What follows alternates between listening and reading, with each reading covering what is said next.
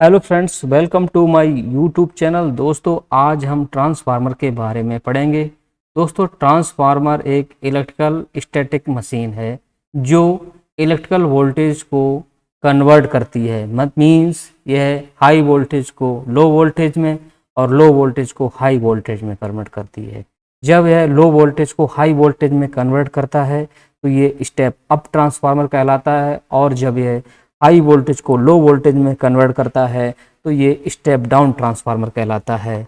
Step up and step down. तो दोस्तों, ये वोल्टेज को बदलने का काम करता है और ट्रांसफार्मर का यूज इलेक्ट्रिकल और इलेक्ट्रॉनिक्स इंजीनियरिंग में बहुत ज़्यादा होता है।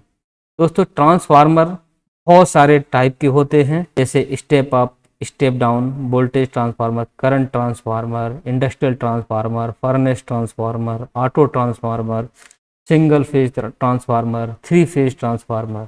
तो दोस्तों, ट्रांसफार्मर बहुत तरह के होते हैं। तो चलिए अभी हम डिस्कस करते हैं कि ट्रांसफार्मर के बारे में तो मैंने आपको बता दिया है। अब बात करते हैं कि ट्रांसमिशन और डिस्ट्रीब्यूशन में वोल्टेज को बढ़ाने या घटाने के लिए या इंडस्ट्री में या घरों में हर जगह ट्रांसफार्मर का यूज किया जाता है।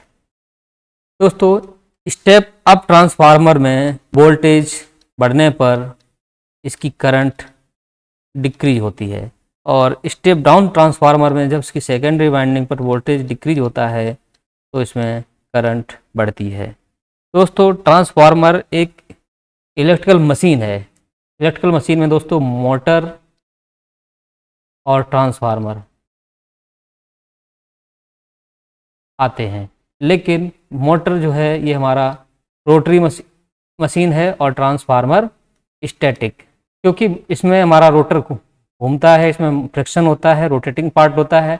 और ट्रांसफार्मर में कोई भी रोटेटिंग पार्ट नहीं होता है, ये स्टैटिक डिवाइस होती है, और स्टैटिक डिवाइस होने की वजह से इसमें फ्रिक्शन जीरो होगा। फ्रिक्शन जीरो होगा, इसलिए इसमें कोई भी मैकेनिकल लॉस नहीं होता है। इसमें कोई भी मैकेनिकल लॉस नहीं होता है। इसीलिए दोस्तों, इस ट्रांसफार्मर की इफ़िशियंसी हाई होती है, क्योंकि इसमें कोई मैकेनिकल लॉस नहीं होता है। इफ़िशियंसी हाई होती है। एक स्टैंडर्ड ट्रांसफार्मर की इफ़िशियंसी दोस्तों हाई होती है। एक स्टैंडर्ड ट्रांसफार्मर की इफ़िशियंसी ये होती है 95% टू 98%, और आइडियल ट्रांसफार्मर की इफ़िशियंसी होती है, इसकी इफ़िशियंसी होती है 100%। दोस्तों, आइडियल ट्रांसफार्मर वो ट्रांसफार्मर होता है जिसमें पावर लॉस जीरो हो, जिसमें लॉसेस जीरो हो, और यह तभी संभव है जब ट्रांसफार्मर की दोनों वाइंडिंग प्योर इंडक्टिव मटेरियल की बनी हो, प्योर इंडक्टिव मटेरियल की बनी हो, और बाइंडिंग का रेजिस्टेंस जीरो होना चाहिए। बाइंडिंग का रेजिस्टेंस जीरो होना चाहिए, और ट्रांसफार्मर में कोर लॉस और फ्लक्स लीकेज भी जीरो होना चाहिए। Core loss and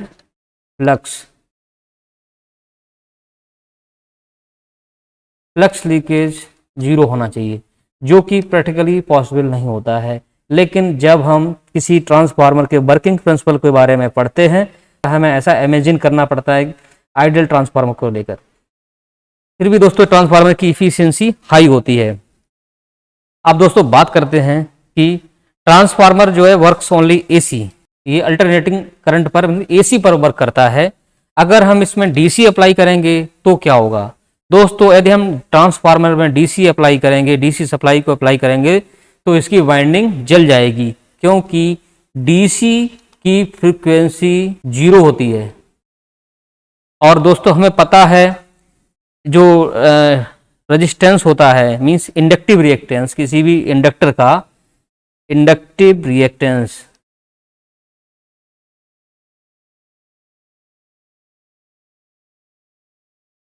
XL equal to 2πfl, 2πfl। और यहाँ पर अगर f इक्वल टू जीरो है तो ये एक्सएल इक्वल टू जीरो हो जाएगा।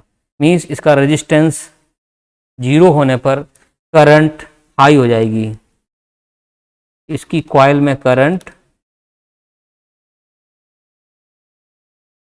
वेरी हाई हो जाएगी। तो करंट हाई हो जाएगी तो ये इसकी प्राइमरी वाइंडिंग जल जाएगी, जल सकती है, क्योंकि अगर हमने हाई वोल्टेज अप्लाई किया, लो वोल्टेज अप्लाई करेंगे तो नहीं जलेगी।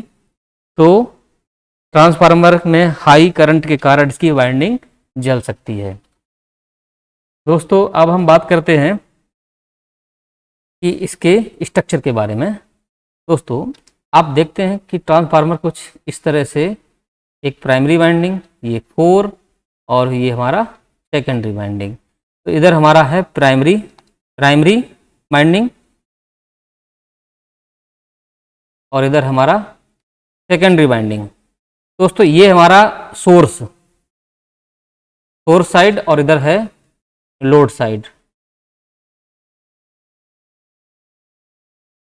दोस्तों दोनों वाइंडिंग के बीच में रिलक्टेंस बहुत कम होता है, रिलक्टेंस दोनों वाइंडिंग के बीच में बहुत कम होता है।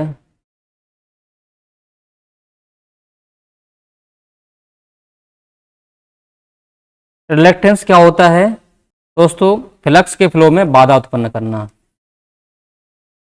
फ्लक्स के मार्ग में या फ्लक्स के फ्लो में, फ्लक्स को बहने में ये बाधा उत्पन्न करता है।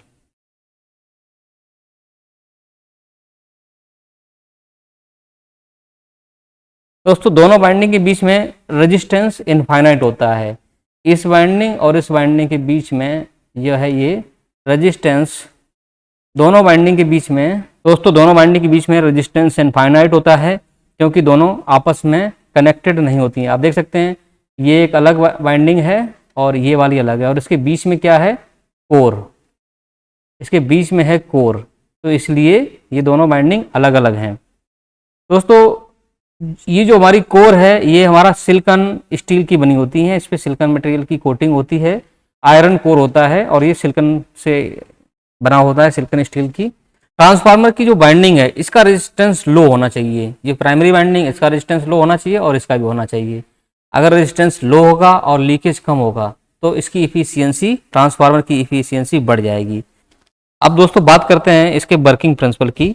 तो ट्रांसफार्मर जो इलेक्ट्रोमैग्नेटिक इंडक्शन के सिद्धांत पर वर्क करता है, ठीक है, और इसमें फैराडे के नियमानुसार इसमें प्राइमरी वाइंडिंग में सेल्फ इंड्यूस्ड ईएमएफ जनरेट होता है, ठीक है, जो सप्लाई वोल्टेज है उसका अपोज करता है।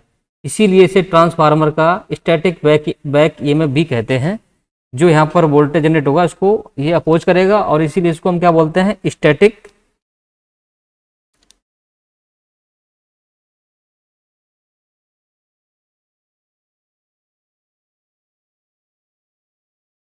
Static back EMF. ठीक है दोस्तों, प्राइमरी वाइंडिंग में अल्टरनेटिंग करंट की मात्रा को लिमिट करता है, ठीक है, और सेकेंडरी वाइंडिंग में जो हमारा ट्रांसफार्मर जो फ्लक्स है इसकी वजह से ट्रांसफार्मर की सेकेंडरी वाइंडिंग में म्यूचुअल इंड्यूस्ड ईएमएफ जो है वो जनरेट होता है। म्यूचुअल, इधर सेकेंडरी में कैसे वोल्टेज जाता है प्राइमरी से, म्यूचुअल ये जनरेट होता है इसकी वजह से। तो दोस्तों ये इलेक्ट्रोमैग्नेटिक के इंडक्शन सिद्धांत पर करता है। और ट्रांसफार्मर और एम्पलीफायर क्या है, ये दोनों काफ़ी सिमिलर हैं। जैसे ट्रांसफार्मर है ये वोल्टेज को बढ़ा सकता है, करंट को बढ़ा सकता है, लेकिन इसमें फ्रीक्वेंसी और पावर कांस्टेंट होती है, फ्रीक्वेंसी को चेंज नहीं कर सकता है। लेकिन जो हमारा एम्पलीफायर है वो एम्पलीट्यूड को बढ़ा सकता है, वोल्टेज को बढ़ा सकता है, करंट को बढ़ा सकता है, पावर को बढ़ा सकता है और फ्रीक्वेंसी को बढ़ा सकता है। अब दोस्तों बात करते हैं स्टेप अप और स्टेप डाउन ट्रांसफार्मर की। दोस्तों स्टेप अप ट्रांसफार्मर, दोस्तों स्टेप अप ट्रांसफार्मर वोल्टेज को बढ़ाता है, लो वोल्टेज को हाई वोल्टेज में कन्वर्ट करता है। तो इसकी जो है प्राइमरी वाइंडिंग में नंबर ऑफ टर्न्स हैं वो कम होंगे और सेकेंडरी वाइंडिंग में नंबर ऑफ टर्न्स ज़्यादा होंगे। तो अभी ये हमारा प्राइमरी साइड है और ये सेकेंडरी वाइंडिंग, इसको हम एन पी बोल सकते हैं, N means turns, primary turns, और इसको हम एन एस लिख सकते हैं। दोस्तों इसमें क्या होता है, N S greater than NP, क्योंकि इसमें हमारा सेकेंडरी साइड में नंबर ऑफ टर्न्स ज़्यादा होते हैं। तो इस स्टेप अप ट्रांसफार्मर में जब वोल्टेज बढ़ेगी तो इसमें करंट जो है वो डिक्रीज हो जाएगा, और क्योंकि इसकी पावर कांस्टेंट होती है। सेकेंडरी में नंबर ऑफ टर्न्स ज़्यादा होते हैं, प्राइमरी में नंबर ऑफ टर्न्स कम होते हैं। वाइंडिंग में नंबर ऑफ टर्न्स ज़्यादा होते हैं। दोस्तों इसका यूज जो है ट्रांसमिशन में किया जाता है, ट्रांसमिशन में यूज किया जाता है। अब दोस्तों बात करते हैं स्टेप डाउन ट्रांसफार्मर की। दोस्तों ये हमारा स्टेप डाउन ट्रांसफार्मर है जो हाई वोल्टेज को लो वोल्टेज में कन्वर्ट करता है। इसीलिए इसकी सेकेंडरी में नंबर ऑफ टर्न्स कम होंगे और प्राइमरी वाइंडिंग में ज़्यादा होंगे। तो NS लेसर देन NP, ठीक है। तो इसमें स्टेप डाउन ट्रांसफार्मर में जब वोल्टेज कम होगा तो इसमें करंट जो है इंक्रीज होगी, क्योंकि ये पावर कांस्टेंट होती है और ऐसे ट्रांसफार्मर का यूज डिस्ट्रीब्यूशन में किया जाता है, इसीलिए इसको कभी कभी हम डिस्ट्रीब्यूशन ट्रांसफार्मर भी कहते हैं। दोस्तों ट्रांसफार्मर का जो साइज है फ्रिक्वेंसी के बढ़ने पर छोटा हो जाता है। हाई फ्रिक्वेंसी का कोई ट्रांसफार्मर है उसका साइज छोटा होगा। अब दोस्तों बात करते हैं ट्रांसफॉर्मेशन रेशियो की। दोस्तों ट्रांसफार्मर रेशियो सेकेंडरी वाइंडिंग में टर्न्स की संख्या और प्राइमरी वाइंडिंग में टर्न्स की संख्या के रेशियो को ट्रांसफॉर्मेशन रेशियो कहते हैं। सेकेंडरी वाइंडिंग में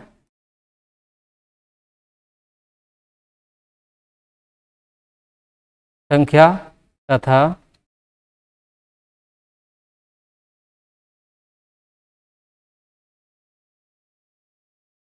में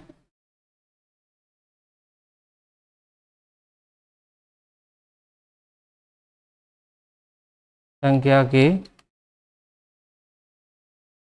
को हम ट्रांसफॉर्मेशन रेशियो कहते हैं, ठीक है। तो इसको हम K से डिनोट करते हैं, K से, K इक्वल टू N2/N1।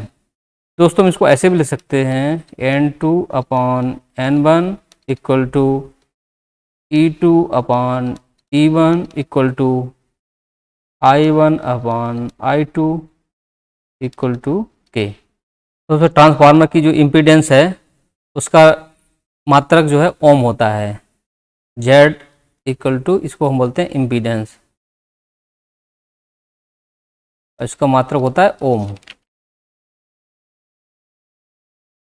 दोस्तों इसके बाद हम अगले वीडियो में type of transformer, losses of transformer और ट्रांसफार्मर की कंस्ट्रक्शन, इसके बारे में डिस्कस करेंगे।